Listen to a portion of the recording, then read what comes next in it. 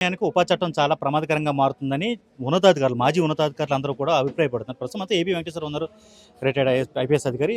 అసలు యాక్చువల్లీ ఏంటి ఉపా చట్టం ఎందుకు ఇంత ప్రమాదకరంగా మారింది అనేది ఆయన మాటలు వినే ప్రయత్నం చేద్దాం. సార్, మీరే ఎంత పెద్ద స్థాయిలో ఉండి నిన్నటి వరకు మీరు అటువైపు ఉన్నారు చట్టానికి, ఇప్పుడు ఇటువైపు వచ్చి మాట్లాడుతున్నారు. ఎందుకు ఇంత ప్రమాదకరంగా భావిస్తున్నారు ఉపా చట్టాన్ని? నేను అప్పుడు ఇప్పుడు చట్టాన్ని చట్టాలను సరైన పనులకు ఉపయోగించుకోవాలనే భావనలోనే ఉన్నాను. తేడా ఏమి లేదు. కానీ ఉపా చట్టంలో చాలా కఠినమైనటువంటి నిబంధనలు ఉన్నాయి. ఏంటంటే బెయిల్ రావడం చాలా కష్టం.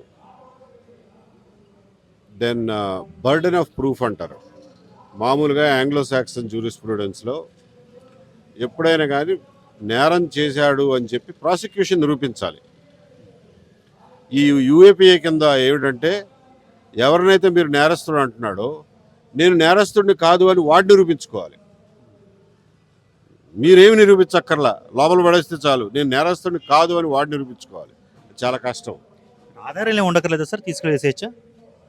ఆధారాలు చూపిస్తారు, ఏయో ఒక ఆధారాలు చూపిస్తారు. బట్ ప్రాబ్లం ఏంటంటే మీకు బెయిల్ రాదు, సంవత్సరాల తరబడి లోపల ఉంటారు. చివరికి కేసు కొట్టేశారనుకోండి, నా పోయిన జీవితానికి ఎప్పుడు బాధ్యత పడ్డం. అది ఎన్నేళ్ళైనా కావచ్చు, 5-6 ఏళ్ళు. ఇప్పుడు ఉమర్ ఖలీద్ 6వ సంవత్సరం. ఇప్పుడు మా కోడికత్తి శ్రీను ఉన్నాయండి, వాడి మీద కూడా అట్లాంటిదే సివిల్ ఏవియేషన్ సెక్యూరిటీ యాక్ట్ అని చెప్పి ఒక డ్రకోనియన్ యాక్ట్ పెట్టారు.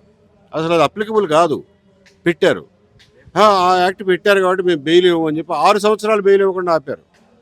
అసలు వాడు చేసింది ఇంత ఇంత ఇట్లా గుచ్చాడు. దానికి నిజంగా శిక్ష పడినా కానీ 2 ఏళ్ల కంటే ఎక్కువ పడదు. 5 ఏళ్ళు జైల్లో ఉన్నాడు, 6 ఏళ్ళు జైల్లో ఉన్నాడు. కాబట్టి డ్రకోనియన్ యాక్ట్స్, కఠినమైన చట్టాలు ఉపయోగించే ముందు పోలీసులు విచక్షణ ఉపయోగించాలి. పోలీసుల్లోనే విచక్షణ ఉపయోగించేవాళ్ళు, ఉపయోగించిన వాళ్ళు 2 రకాలు ఉంటారు. పోలీసుల విచక్షణతో సంబంధం లేకుండా రాజకీయ నాయకులు డిసైడ్ చేసి నేను చెప్తున్నాను పెట్టు అని అంటే అది ఇంకా అరాచకం అయిపోతుంది. ఈ కేసులో జరిగింది అది.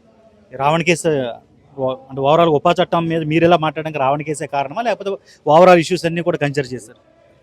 ఉపా చట్టం నాకు తెలిసినంత వరకు ఈ మధ్యకాలంలో ఈ ఒక్క కేసులోనే పెట్టారు కాబట్టి మాట్లాడుతున్నా. అంతే తప్ప రావణ నాకేం చుట్టం కాదు, ఈ కేసు ఒక్కటే కాదు.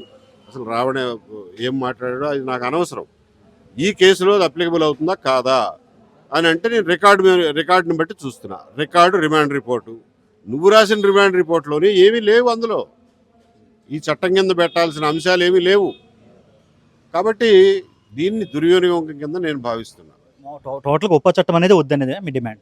మేము అయితే ఇటువంటి నల్ల చట్టాలని ఎక్కువ మిస్యూజ్ చేయడానికి, దుర్వినియోగంగానే వాడుతున్నారు. కాబట్టి ఈ ఉపా చట్టాన్ని పూర్తిగా రద్దు చేయాలనేది నా డిమాండ్. రద్దు చేయాలంటే ఏ స్థాయిలో నిర్ణయం తీసుకోవాలి సార్? ఇది central government has to withdraw. ఒక మన స్టేట్లోనే ఉందా సార్ దీన్ని వ్యతిరేకిస్తుంది? ఇది ఇండియా మొత్తం అమలయ్యే చట్టం. వద్దని చెప్తున్న వాళ్ళు ఓన్లీ మన ఆంధ్ర నుంచే ఉన్నారా, ఇతర రాష్ట్రాలు? కొంతమంది 30-32 మంది రిటైర్డ్ ఐఏఎస్ ఆఫీసర్లు, కొంతమంది రిటైర్డ్ జడ్జిలు సుప్రీంకోర్టుకి, సెంట్రల్ గవర్నమెంట్కి లెటర్లు రాశారు. ఈ చట్టాన్ని ఉపసంహరించుకోండి, ఇది చాలా మిస్యూజ్ అవుతుంది, ఇది చాలా డ్రకోనియన్గా ఉంది, ఇది ఒక నల్ల చట్టం, బ్రిటిష్ వాళ్ళు పెట్టిన చట్టం కంటే ఘోరంగా ఉంది అని చెప్పి రాశారు. కాబట్టి చలనం లేదు. మేము సిద్ధాంతపరంగా మా పార్టీ కార్యక్రమంగా యూఏపీఏ చట్టాన్ని రద్దు చేస్తామని చెప్పి మేము చెప్తున్నాం. అందరినీ కలుపుకునే ప్రయత్నం ఏమైనా చేస్తున్నారు సార్ దేశవ్యాప్తంగా? మేము అదే ఇప్పుడు ఈ మీటింగ్లో సిపిఐ వాళ్ళు రద్దు చేయమని అంటున్నారు, సిపిఎం రద్దు చేయమంటుంది, ఇఫ్టు రద్దు చేయమంటుంది. నేను అదే అడిగా, వైఎస్ఆర్సీపీ వాళ్ళు ఈ చట్టం రద్దుని కోరతారో లేదో మీరు మీ పై వాళ్ళని అడిగి చెప్పండి అంటున్నా. అన్ని పార్టీలని అడుగుతున్నాం, మీ విధానం ఏంటో చెప్పండి. లేదు మేము రద్దు చేయం, దుర్వినియోగం చేయం కానీ రద్దు చేయం అని అంటారా? ఆ మాట చెప్పండి. ఎందుకంటే ఇవాళ ముఖ్యంగా ప్రజల మనసులో ఉన్నటువంటి భయం ఏంటంటే, ఇవాళ మీరు మొదలెట్టారు ఈ దుర్వినియోగం, రేపు పొద్దున మీరు వెళ్ళిపోయి ఇంకొకటి వచ్చి వాడు ఇంతకంటే 10 దుర్వినియోగం చేసి వాడు చేయలేదా, మేం చేస్తే తప్పేంటి అని అంటే, అరే మీరు పోటీలు, విధాన బ్యూటీ కాంపిటీషనా? మీరు పోటీలు పడి మమ్మల్ని చంపుతారా సామాన్యుల్ని? కాబట్టి అసలు ఈ చట్టమే వద్దు, ఈ చట్టమే రద్దు చేయమని అడుగుతున్నాం. ఒకవేళ దేశవ్యాప్తంగా రద్దు చేయకపోయినా మేము ఆంధ్రప్రదేశ్లో దీన్ని అమలు ఆపేస్తాం.